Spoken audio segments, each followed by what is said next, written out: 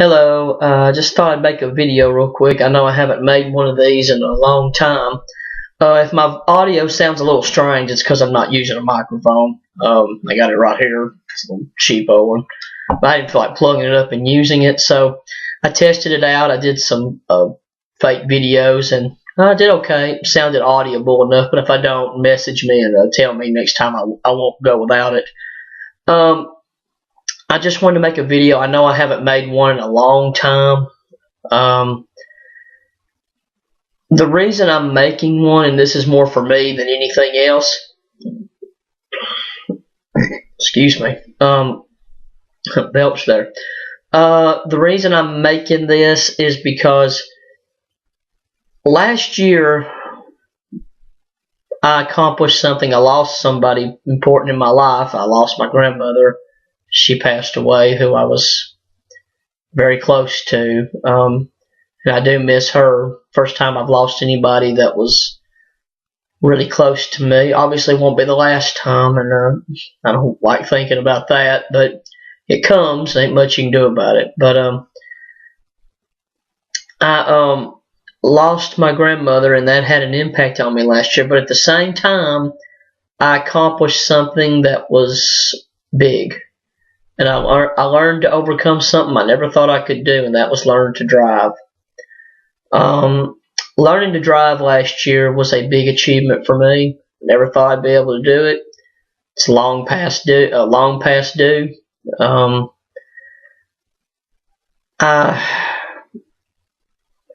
the way, if my voice sounds a little hoarse, I'm still sick.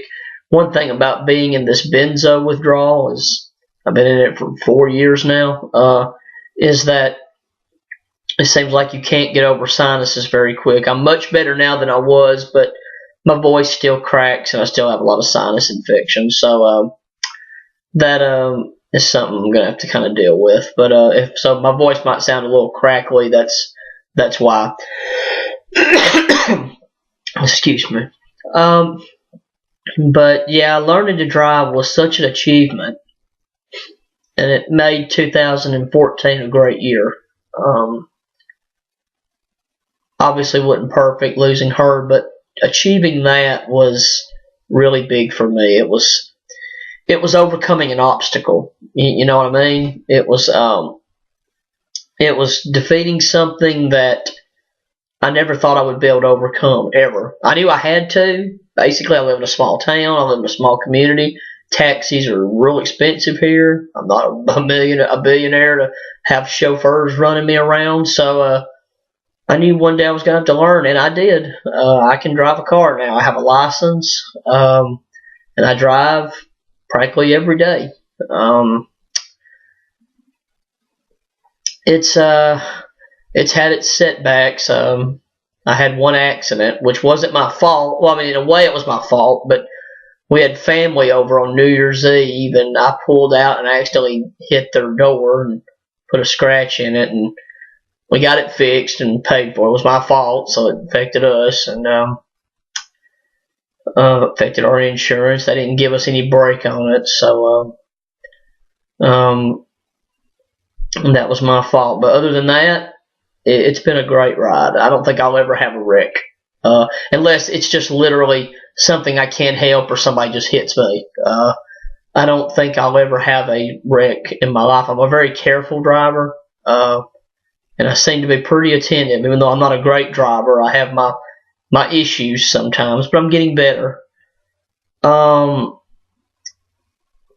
haven't drove anywhere but around the city that I'm in, and it's a small city, about 30,000 people. I would like to venture out of here, and I'm hoping maybe when the weather warms up. We've had some awful weather down here, and I just had, road conditions have been terrible, so I haven't been able to risk taking those kind of trips yet. I'm not ready for that at all, and plus you can't do it whether you're a good driver or not. So that's something I'm really striving for. But there's one thing I started doing about 2 years ago, and it really inspired me to drive. It gave me the push that I needed. I think the real kick in the butt to do it, and that was, I went out with my friend, and excuse me, I'm having a lot of drainage here. I went out with my friend. We'll try to get through this video. I went out with my friend about 2 years ago, and we started. It's not. I didn't hang around with a lot of people. If any of you knows my autistic situation, I'm not exactly Mr. Social Hound. Matter of fact, and that's what I'm going to get to in a few minutes. I'm pretty bad at it. But I met this guy. He's kind of in my boat a little bit, but not quite in as bad a shape as I'm in. Me and him started hanging out before I was driving or anything, and we were hanging out, and we started going to just nightclubs and things like it. I was doing it mainly to get out of the house, do something with my life, have a little bit of fun, and we have one locally here in our town. It's not great, but it's, we have about 2 of them, and it's not amazing, but it's something. So I started going, and I wanted to talk to girls, even though at that time I had no way to take them anywhere, and I still don't have no money to do nothing, but I still wanted to at least talk to him. Well, he would never get up. He has kind of a speech impediment, and I guess I could understand that. If I had that, I would, definitely be conscientious of it. I'm conscientious enough of my autism and the hair loss that's happened to me because of the medications, and I could definitely understand that. But still, I wanted to go out and do something, and I couldn't ever go and talk because many times he would ruin it. I don't know, on purpose or just being a little naive and dumb. He ruined it, and he would crash what I had.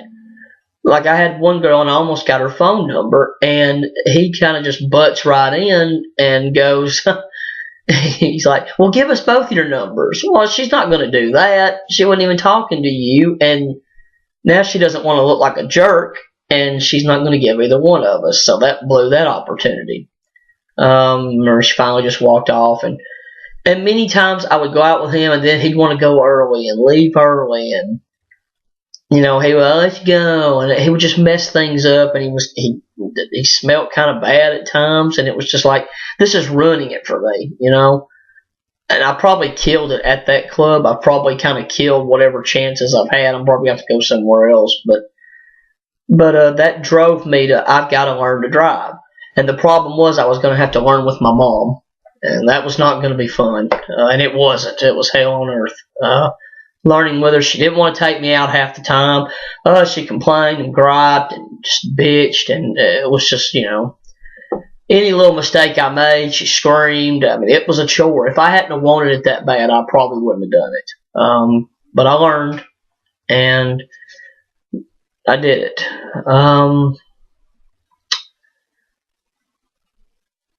Doing this has been great. But me going out, I still have such a big problem, and that's trying to talk to women.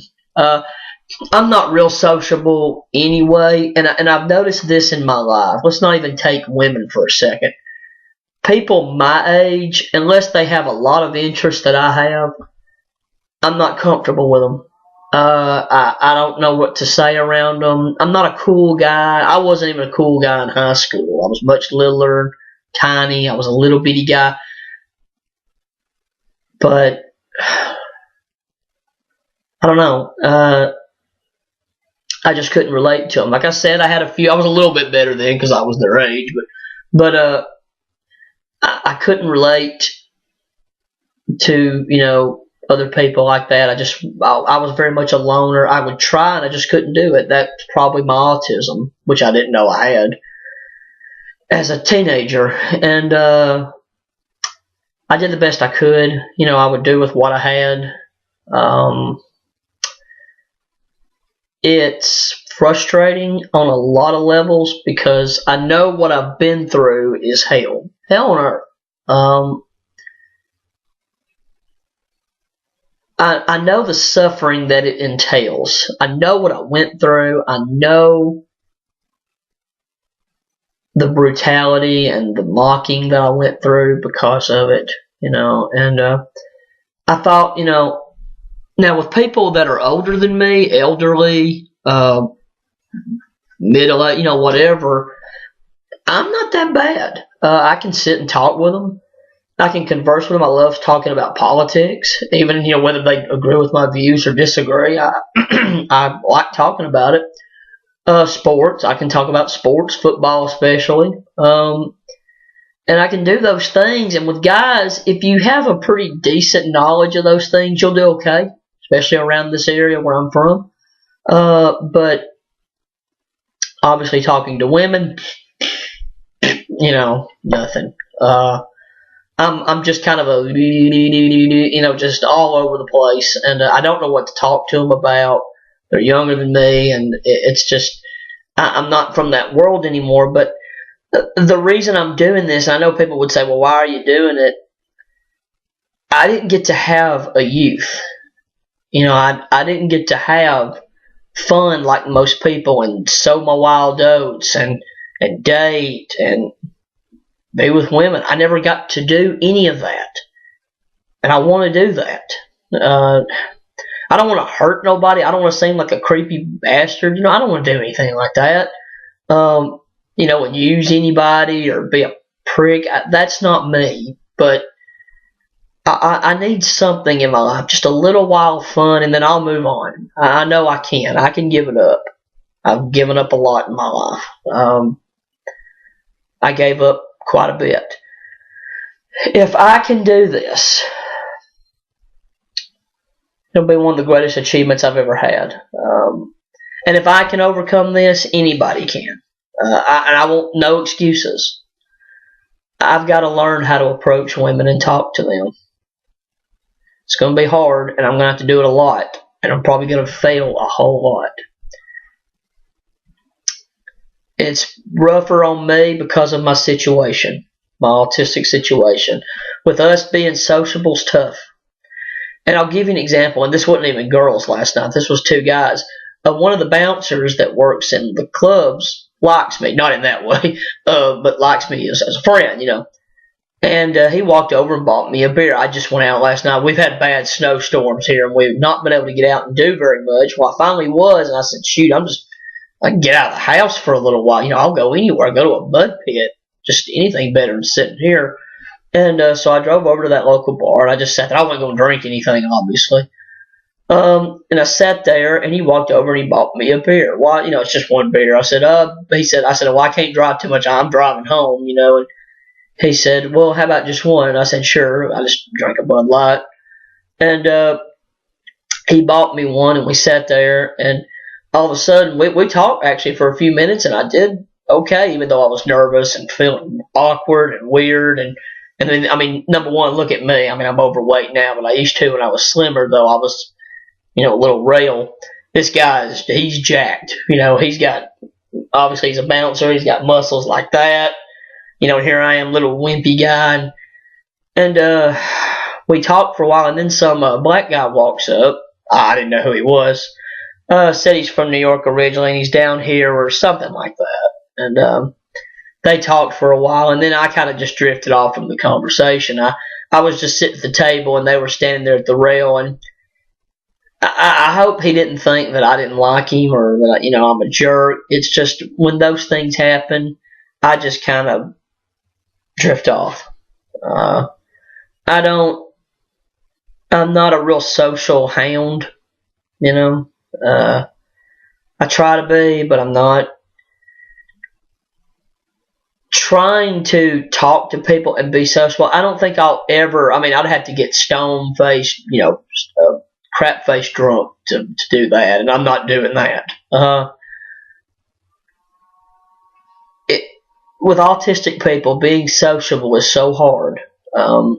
It's a chore. And anybody with any kind of nerve damage in a way will tell you that socializing is not easy. Some people are natural at it. Women are more natural at it than men. I do agree with that. But even with, some guys are much better than I am. I just kind of feel like I'll go to the clubs, and it does seem like at times it's a waste of time for me.